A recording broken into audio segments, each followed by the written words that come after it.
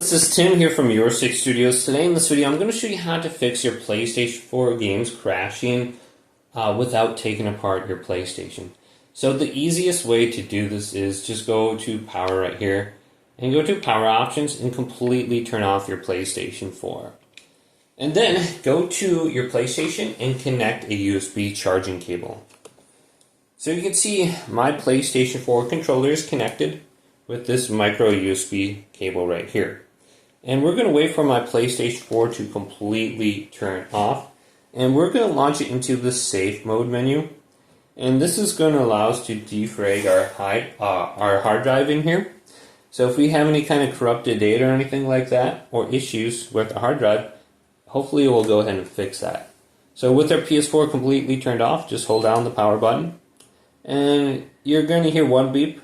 After about 5 to 10 seconds, you'll hear a second beep.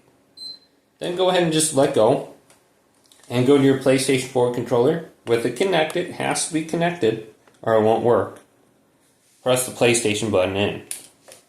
And going down to option number 5, rebuild database. So we can just go on over there now and select it and go to OK. Now it says it's going to take a few hours. In my experience, it only takes like 10 seconds. The more games you have, the longer it's going to take. If you have any kind of corrupted data, like I said, this usually is what fixes that. So you can go through this process. Now, I highly recommend getting an SSD on your PlayStation 4. This will speed up all your games, and you don't have to worry about slow loading or anything like that anymore. And these are relatively cheap, and the PlayStation 4 is getting quite old. So if you get an SSD and upgrade that, they're inexpensive, only like $40 on Amazon right now. And you'll get 10 times, the performance, I would say. Not really, that's an exaggeration. But everything will load a lot quicker. So you can just launch your games out and just see if this works.